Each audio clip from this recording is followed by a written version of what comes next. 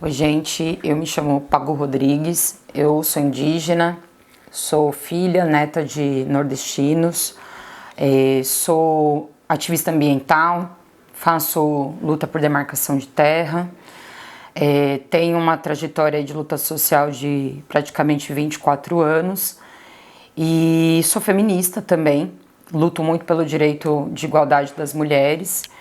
E vamos bater um papo aqui bem legal hoje sobre direitos constitucionais indígenas, da importância, né, que isso tem para a nossa vida, para nós povos tradicionais, indígenas aldeados, indígenas de contexto urbano, como que isso se configurou no Brasil e a importância da gente continuar lutando para que esses direitos sejam cada vez mais efetivados. Pensar direitos constitucionais indígenas é debater uma conquista de direitos que ainda é muito recente na trajetória da democracia do Brasil, né? São aquelas conquistas que a gente teve a partir da Constituição de 88, depois de um longo período, na verdade, eu diria que de séculos aí, de uma completa violação dos nossos direitos indígenas, né? A gente sabe que o Estado brasileiro, ele se formou da forma como a gente conhece porque ele primeiro violou os direitos da população indígena.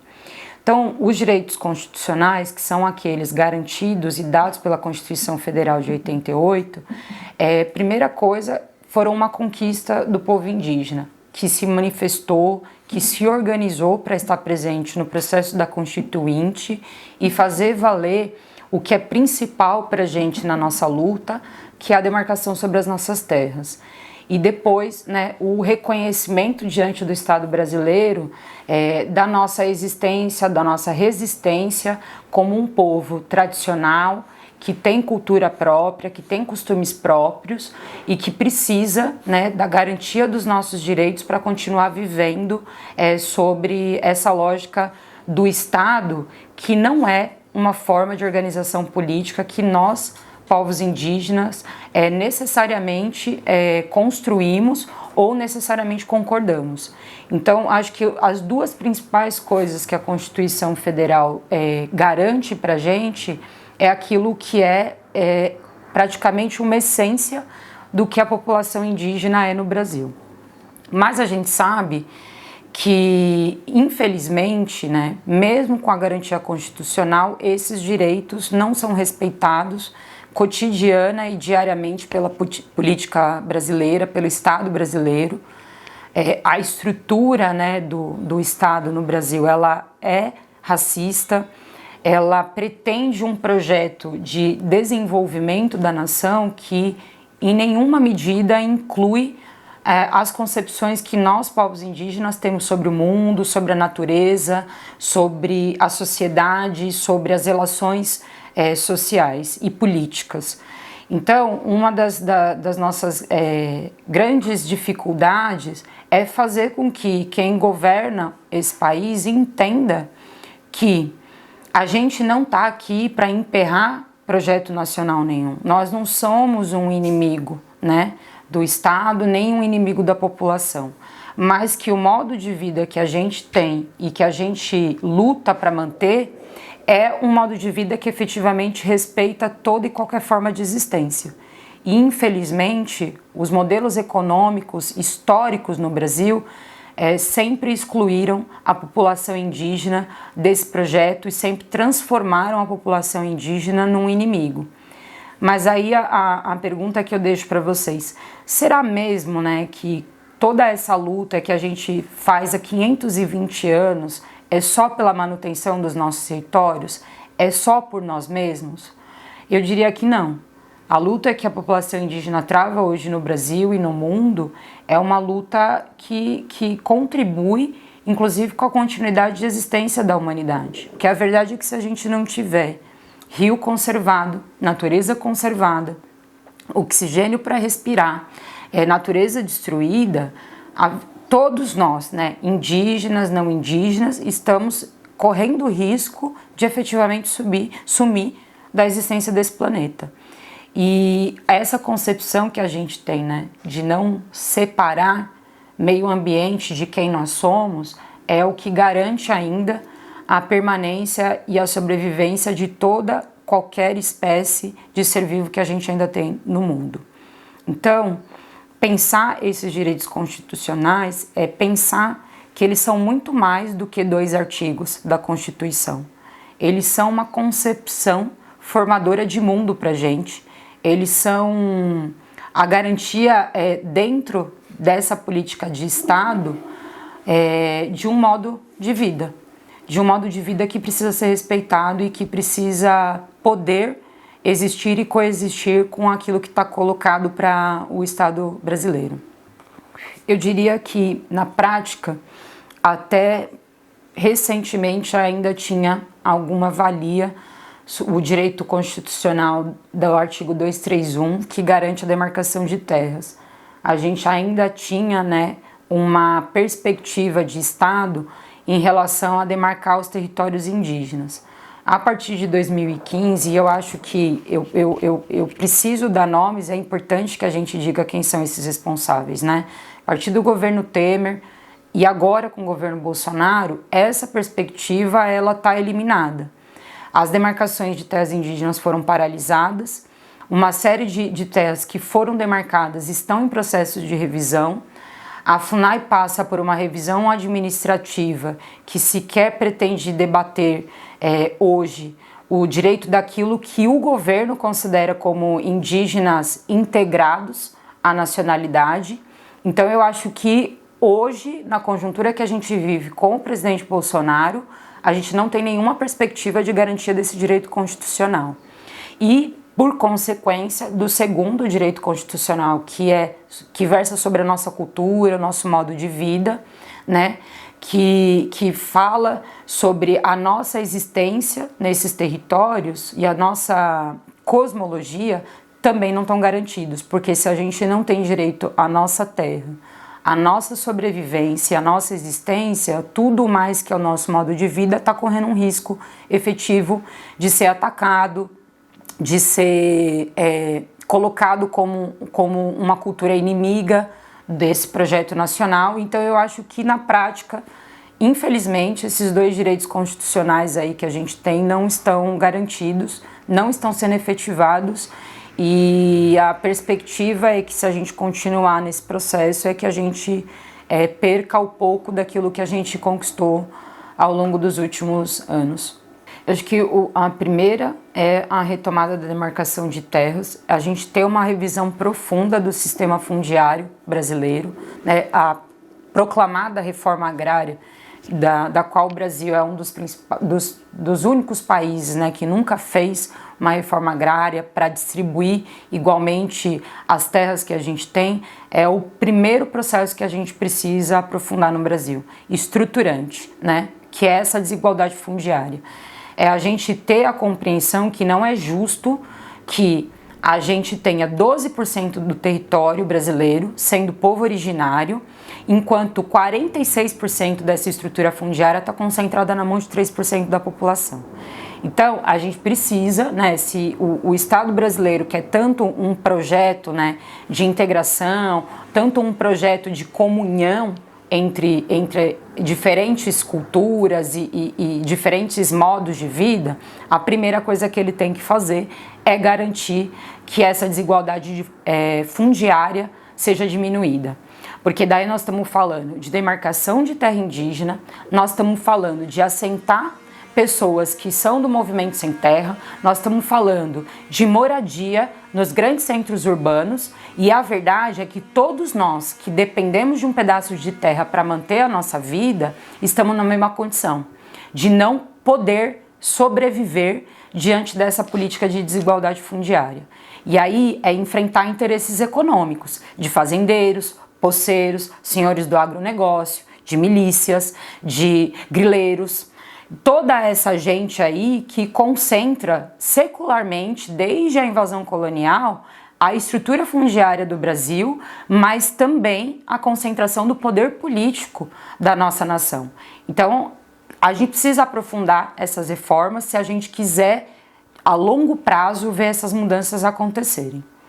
Uma das coisas que eu acho que é mais fundamental desse ponto de inflexão que a humanidade está vivendo é o que a gente chama de crise global climática e ambiental, que decorrem justamente de um modelo produtivo capitalista que está pautado no lucro, na privatização da vida das pessoas, da mão de obra das pessoas, de tudo aquilo que a gente tem considerado aí como recurso natural e que está concretamente levando a gente para um fim, porque são recursos, né, que não se renovam, que estão em fase de esgotamento para beneficiar uma elite que concentra poder e riqueza nas mãos, enquanto todo o resto da população padece, né, diante dos fenômenos que são gerados por desmatamento, por queimadas ilegais, por crise climática, por efeito estufa, poluição, e que são as principais vítimas, eu acho, que de uma política ambiental que vai contra a própria sobrevivência da gente. Porque se amanhã ou depois a gente não tiver oxigênio para respirar, como é que as pessoas vão sobreviver? Só que o problema é que essa política de concentração, né, eu diria que de bens naturais, ela está a favor e a benefício de uma pequena parcela, né? O tal do desenvolvimento, do desenvolvimentismo nacional, da tecnologia, não serve para beneficiar as pessoas que produzem essas coisas, que trabalham cotidianamente para produzir essa riqueza. Serve para beneficiar quem explora isso cotidianamente. E está relacionado a uma estrutura do Brasil, que é a estrutura do extrativismo, né?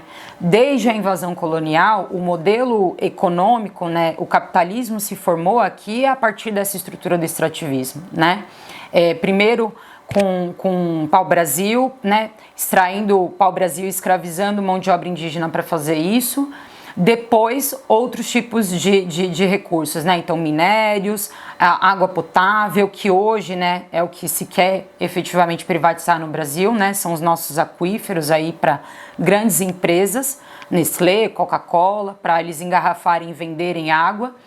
E a verdade, gente, é que essa resistência que a gente faz no nosso território é o que tem garantido que a gente não chegue no limite desse modelo. Por quê? Somos 5% da população mundial, mas 80% do que a gente tem preservado na natureza está exatamente em território indígena. E é por isso que para esses governos de direita fascista, né, aqui no Brasil e na América Latina, interessa transformar a gente num inimigo. Porque o que eles querem de fato é poder aprofundar esse modelo extrativista e, portanto, aprofundar a crise global ambiental. E a gente está chegando num ponto de ruptura, né? Se a gente continuar nessa trajetória, a gente não tem mais volta, né? A temperatura do planeta está subindo, a poluição está aumentando. Porque, veja, nesse período de pandemia, a perspectiva é que enquanto os países demais reduzam em 6% a emissão de poluentes, que o Brasil aumente até o final do ano em 20% a emissão de poluentes. Então, além de tudo, a gente está na contramão de tudo aquilo que é a discussão da política ambiental. E aí eu acho que a gente vai caminhando, né, para ter cada vez menos tempo de reverter esses processos, né? Vídeo que está acontecendo com a Amazônia, mas a gente pode falar da Amazônia como um dos biomas principais, mas a gente tem a devastação do Cerrado, que é um bioma importantíssimo no ecossistema brasileiro.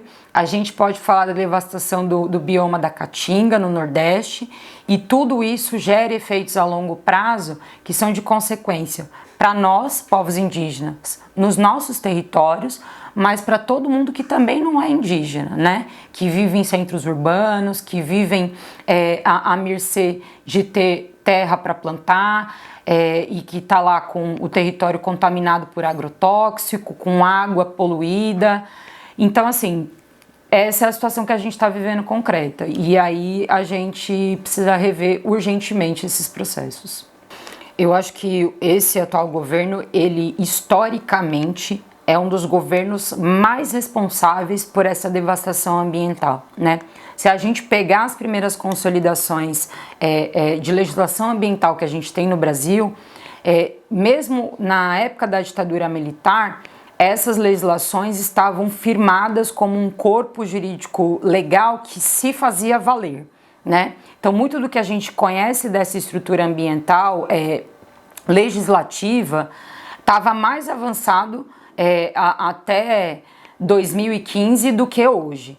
Hoje o que a gente tem não é exatamente uma supressão da legislação ambiental. A gente tem uma espécie de burlamento daquilo que existe. Então, como eles não conseguiram fazer as mudanças legislativas, né, no Congresso e no Senado, o que eles estão fazendo é implementar cotidianamente, pouco a pouco, no tal do passa-boiada aí, que nem o Ricardo Salles fala, a pulso